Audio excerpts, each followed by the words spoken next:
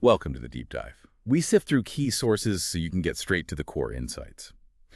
Today, we're exploring this really fascinating intersection where communication, trust, and how we actually structure our work all collide.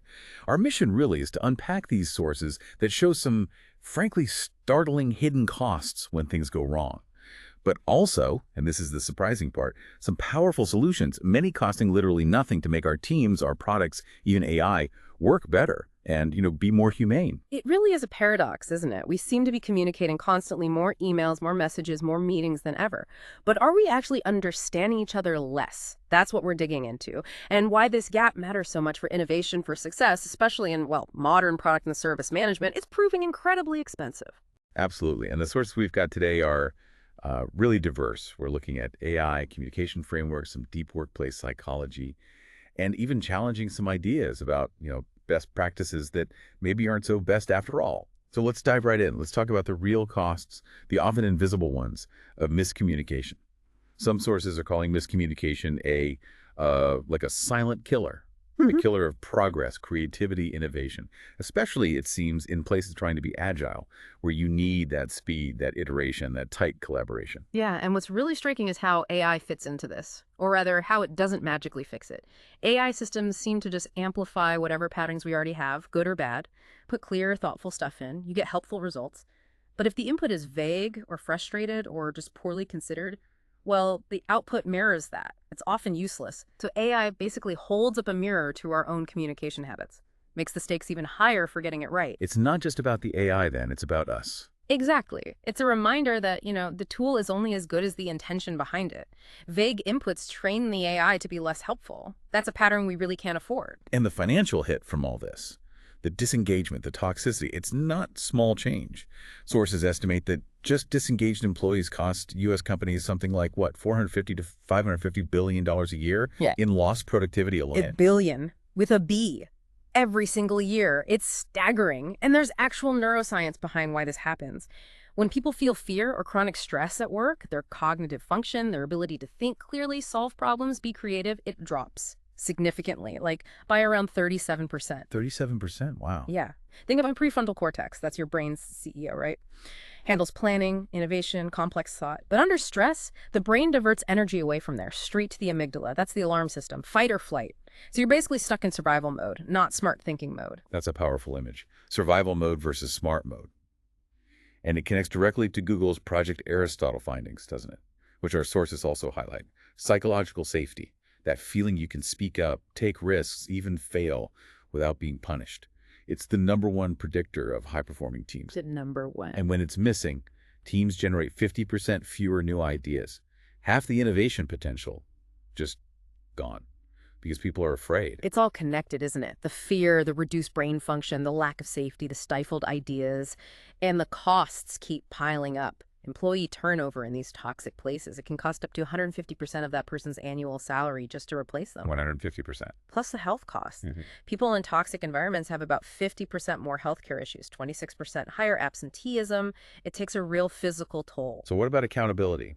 Leaders often complain about a lack of it. Right, but the sources suggest reframing that. What looks like lack of accountability might actually be a perfectly rational response to a command and control setup. There's this anecdote, right? A worker is told, you get paid to do, not to think. So they follow instructions even when they see it's leading to a bad outcome. They protect themselves. Survival mode again. Exactly. Their priority becomes navigating the immediate pressure, not thinking critically for the whole organization. It can lead to that boss, boss, boss thing where people only use titles. It's not respect. It signals a purely transactional hierarchical relationship. No room for real feedback or initiative. Yeah. And all these things together, the disengagement, the fear, the lack of safety, turnover, health costs, this perceived lack of accountability, it adds up. The sources call it the productivity tax of workplace toxicity.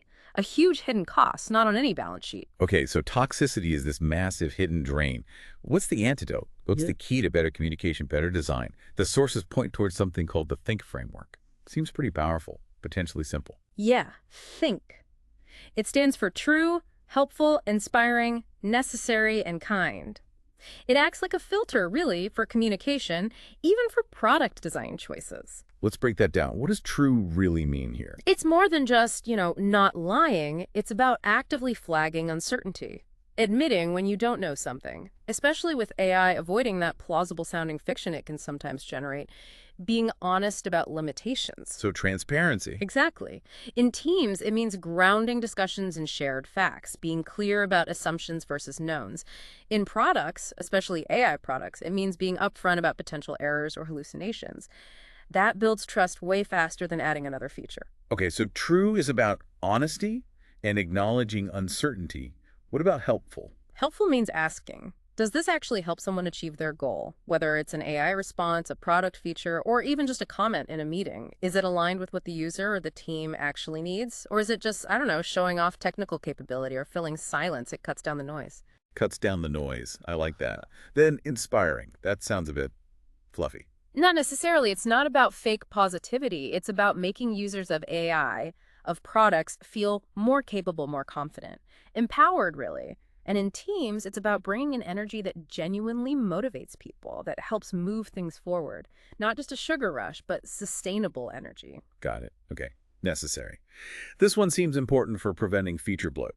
Absolutely. For AI, every interaction should have a clear purpose. Efficiency becomes a form of respect for the user's time and attention. For products, yeah, every feature needs to earn its place. Avoid those endless pop-ups, the notifications people just learn to ignore. Reduce the cognitive load. Right. Don't just add things because you can. And for teams, necessary is about restraint. Sometimes the most helpful thing is not talking, creating space for others, especially quieter voices. That's a really key point. Making space. And finally, kind. Kind is fundamental. It's about upholding human dignity, especially when things go wrong. For AI and products, it means no cryptic error messages that make the user feel stupid, no blaming language, just clear, helpful guidance. Like, you have performed an illegal operation. Who talks like that? Exactly. And for teams, kind means you can disagree, even strongly, but constructively. You navigate conflict without leaving emotional scars or damaging the relationships you need to keep working together, especially under pressure. It's really interesting how applying think can apparently improve AI prompts so much. Feed it better, clearer, kinder inputs. And you get much better outputs. It proves the point garbage in, garbage out applies to communication quality too. And beyond AI, think becomes this great tool for team alignment. It shifts arguments away from I think or I feel towards is this true? Is it helpful for the user? Is it necessary? Objective criteria. Right. It builds that muscle memory for clearer, more effective communication, which is crucial now that AI is becoming part of so many workflows. Okay, so we have this think framework for better interactions. Let's shift gears a bit to the bigger picture organizational approaches. You mentioned this idea of a best practice trap and how it clashes with agile. Tell us more about that. Yeah, this is a really important distinction the sources make. The very term best practice implies there's one single perfect way to do something. That answer is found, case closed. But that mindset can actually stifle innovation. If you think you've found the best way, why would you keep experimenting or looking for improvements? Give up learning. Exactly. And this best practice thinking aligns really well with traditional project management, like waterfall. Waterfall excels when you have a known problem and a known solution, and the goal is predictable, standardized execution. Right, like building the same bridge design multiple times. Predictability is key. Precisely. But the sources outline different types of work, and this is crucial. First, there's simple work, clear cause and effect, highly repeatable, like assembling furniture with instructions, or that brick moving example. Here, best practices are fantastic. They ensure efficiency, safety, consistency. You want the one best way. Makes sense.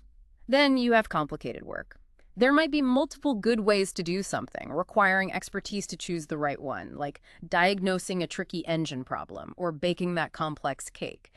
There are established techniques, but you need judgment. So you apply good practices based on analysis and context. Correct. But then you get to complex work. This is where things get unpredictable. Cause and effect are only obvious in hindsight. This is the realm of new product development, market exploration, integrating truly novel AI. This is the natural home for Agile, usually found in product or service management, not project management. Because you can't predict the best way up front. Exactly. You need emergent practices. The right approach emerges from doing the work, learning, and adapting constantly. Standardization is the enemy here. Okay, complex work needs emergent practices, agile territory. What else? Finally, there's chaotic work, high uncertainty, instability. Think crisis response, a sudden market crash, maybe even a really heated argument that's gone off the rails. Pure survival mode. Pretty much, you're not following a plan, you're acting immediately to stabilize things, using survival practices. So the big mismatch happens When leaders try to apply project management thinking waterfall, best practices to complex product or service management problems, they ask for agile best practices. But that's a contradiction in terms. right, because Agile isn't a new set of rules to follow. It's a capability for adapting in complexity. Precisely. It's like the analogy used is trying to hammer a screw. Right, you brought that up earlier. Yeah. Waterfall or best practices are the hammer great for nails, simple, complicated work. Agile is the screwdriver essential for screws, complex work. Using the hammer on a screw. It's inefficient, damages things, creates frustration. It's using the wrong tool for the job. That really clarifies the hidden costs of that mismatch. So the real mindset shift for Agile, for dealing with complexity, is to stop asking, what's the best practice?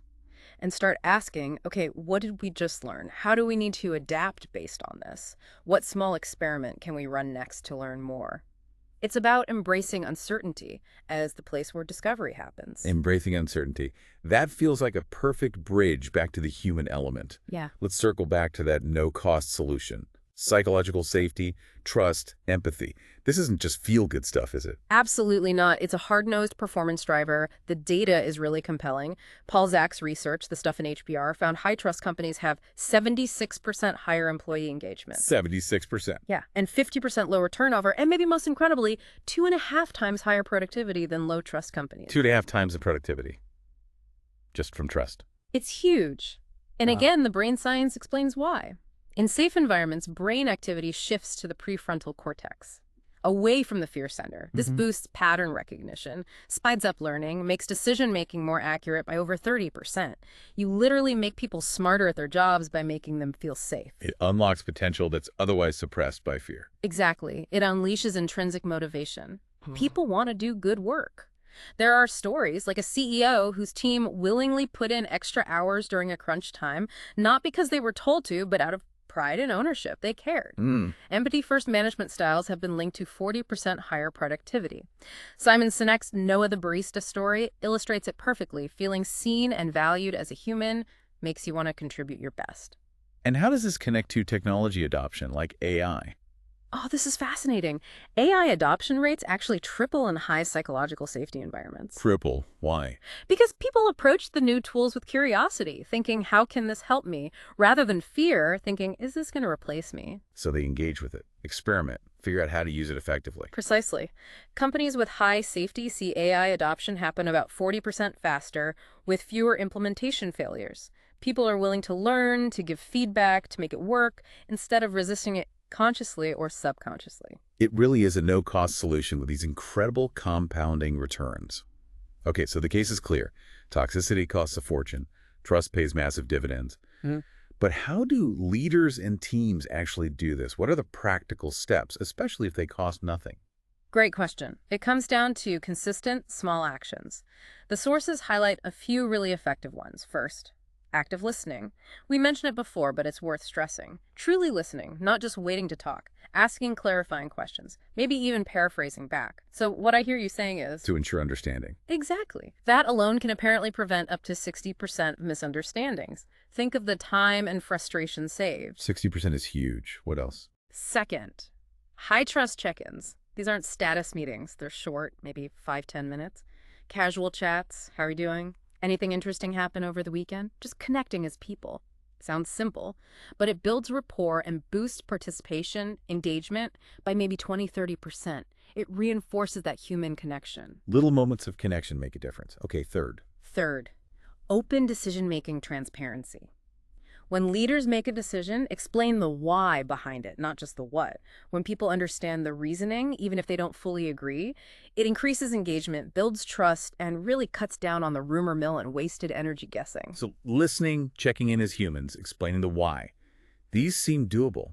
It sounds like we need to think about communication less as an individual skill issue and more like designing a better system, a better environment. That's a great way to put it. It is a system design challenge. That's why integrating things like the Think framework into your regular process, design reviews, team meetings, maybe even simple checklists can be so effective. Make it part of the shared language. Then measure the impact. Right. Are we seeing fewer emails flying back and forth to clarify simple things? Are people asking more questions up front instead of making assumptions? Those are signs the system is getting healthier. Okay, let's try to wrap this up. The core message from this deep dive seems clear. Workplace toxicity isn't just unpleasant, it's incredibly expensive, a massive hidden financial drain. But the flip side is just as powerful, fostering psychological safety, building high trust, leading with empathy. These deliver profound compounding benefits for people and for the bottom line. And the kicker is, these positive changes often don't require a budget request. Exactly. The evidence all points in the same direction. From neuroscience to hard business results, it consistently shows that it costs organizations vastly more not to create these environments.